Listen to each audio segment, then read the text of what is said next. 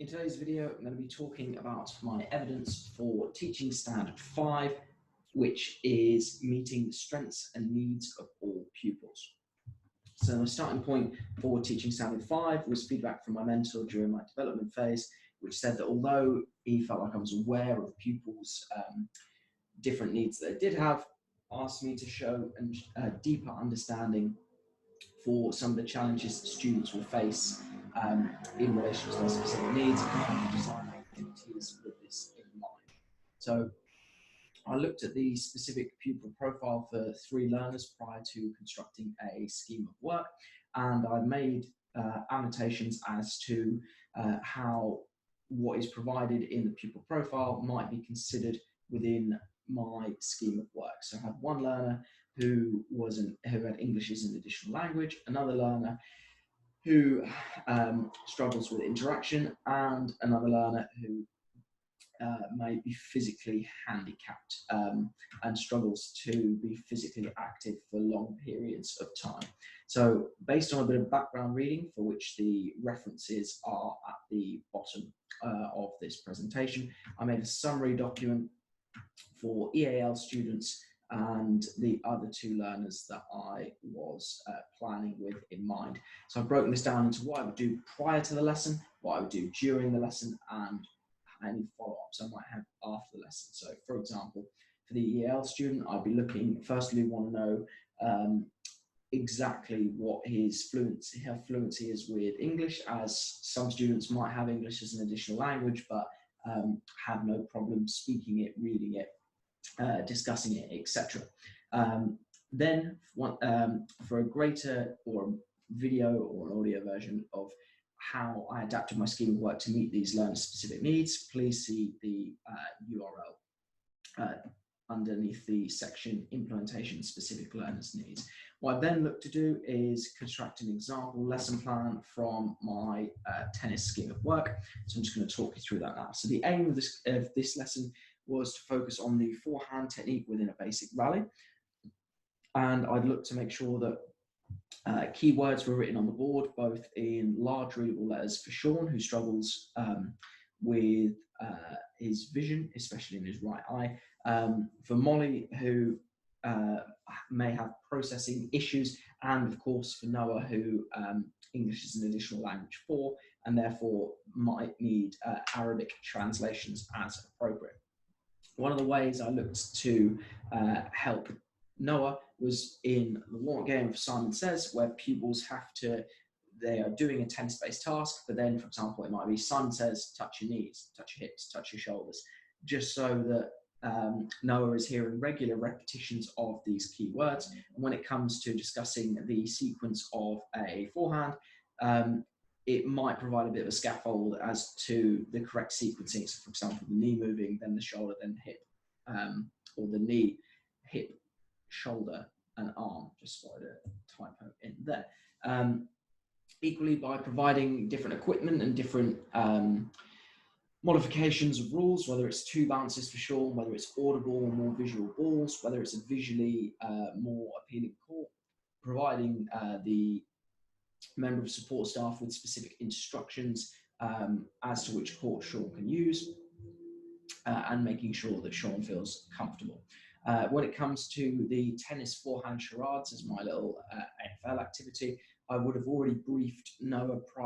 previously in the week that this is what she will be expected to do, and provided the necessary scaffolding in order to help her along with this. When it comes to, for example, counting a rally, I would ideally make sure that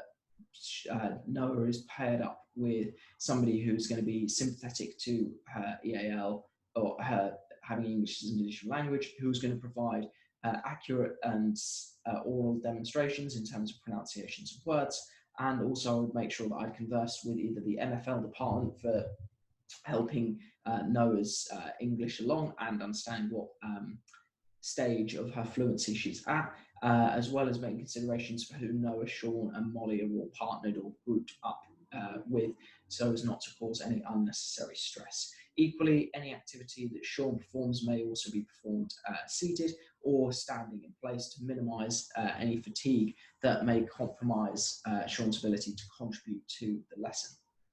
Finally, when it comes to the AFL activity of Sky Sports Roleplay, whereby pupils are filmed describing key forehand tips and how to improve this. Sean could be the director, where he's telling other pupils what to do. Equally, if he doesn't want to be centre of attention, then he can be given a specific role rather than being left for the pupils to decide. Equally, Molly's going to be grouped with helpful students to make sure that she doesn't necessarily feel overwhelmed in doing so. And then just scrolling down, so for example, if we're looking at the lesson on the tennis forehand, then as I said, these keywords can be made visual in large letters to help Sean. They can be presented in Arabic. They can also be presented visually to help all three of these learners with their specific needs. Equally, when it comes to sequencing the tennis forehand as part of the AFL activity, then there can be little clues provided in the form of a visual handout. And again, Noah can be placed within a group that is empathetic and they can switch roles. So for example, Noah might be the speaker, might be given appropriate thinking time to articulate his ideas, and he can be placed in an appropriate grouping where they're going to help Noah along and make sure that he's participating equally. And equally, if Sean is struggling to make contact with the ball, or for example, if the fact that he's got to go and retrieve the ball is proving difficult, then Sean, it can almost be paired up or put in threes, whereby he's aiming to catch the ball in the net to represent the forehand stroke, and somebody else on his team, if he misses, is attempting to follow up with the shot. So the impact for this, firstly, when it comes to the Sky Sports presenting AFL example, I would hope that Noah would be using some English. I would obviously have to speak to the appropriate personnel, so Senko, MFL department, maybe even Sean, maybe even Noah's parents, as to what level of answers I should be accepting and what standards I should be setting in terms of his contribution to this. Ideally, not phrasing my questions in such a way that warrants a 1 or 2 word answer, and trying to develop these. And from an impact perspective, it makes me realise that when I get into my NQT school, I need to be aware of which students have English as an additional language, which pupils might be gifted and talented and therefore need me to revisit some of my lesson plans or indeed a scheme of work, and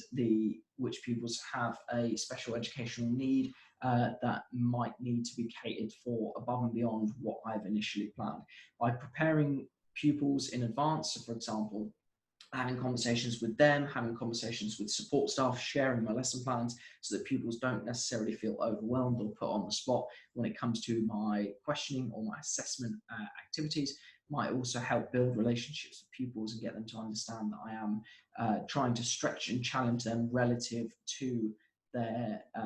previous attainment levels, their current capabilities, and of course, making specific provisions to promote positive outcomes for them.